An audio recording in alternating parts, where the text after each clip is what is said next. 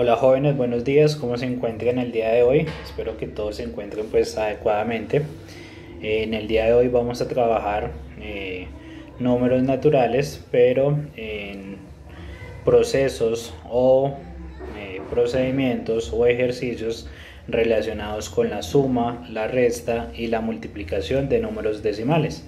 La semana pasada habíamos visto el concepto de números decimales, su estructura como tal, qué partes lo conformaban, la lectura y la escritura de los números decimales. ¿Listos? Entonces voy a recordar nuevamente un pequeño concepto de qué es un número decimal, cómo está conformado, y empezamos con la demás explicación. Bueno, entonces recordemos que los números decimales son aquellos elementos numéricos que por medio de los cuales se logra dar una expresión escrita de los números racionales y los números irracionales.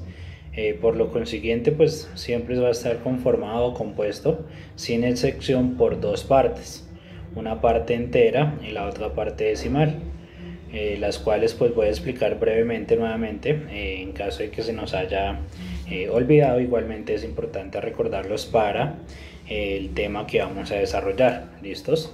Entonces recordemos que la parte entera del número decimal también es conocida como las unidades que se encuentran siempre constituidas por un número entero, en el cual podría ser entero positivo, negativo o incluso el cero, a estar formada por dos números pertenecientes a un sistema de numeración decimal. Cada uno de esos elementos pues cuenta con un valor posicional, pudiendo encontrarse de esta parte de la derecha hacia la izquierda. Las partes o las unidades como tal: decenas, centenas, unidades de mil, decenas de mil, entre otros.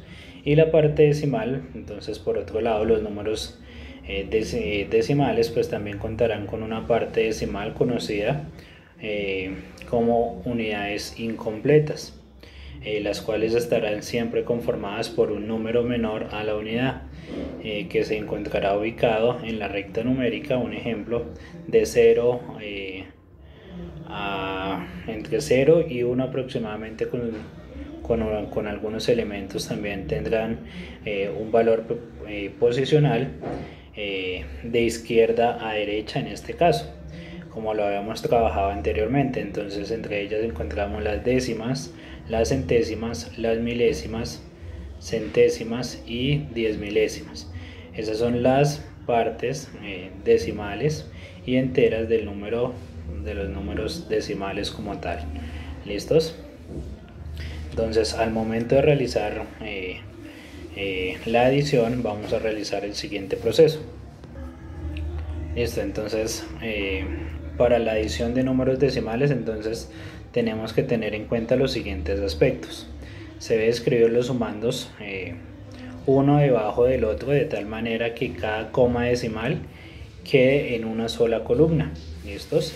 En la guía de trabajo que vamos a desarrollar vamos a ver diversos ejemplos. Entonces cada uno de los sumandos debe quedar uno debajo del otro, de tal forma que la coma decimal siempre quede de forma recta una sola columna. Y luego entonces se va a sumar cada uno de los números naturales y el resultado pues se le coloca la coma, ¿sí? Sencillamente es de la misma forma, sino que solamente tenemos que tener muy en cuenta, muy pendiente, lo que es la coma, la estructura de la coma como tal, y la sustracción de los decimales, o sea la resta.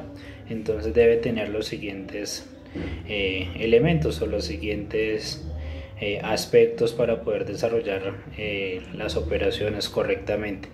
Entonces en un primer caso, entonces se escribe el sustraendo debajo del minuendo, ¿sí? De tal manera que la coma decimal pues quede en la misma columna, como lo hicimos con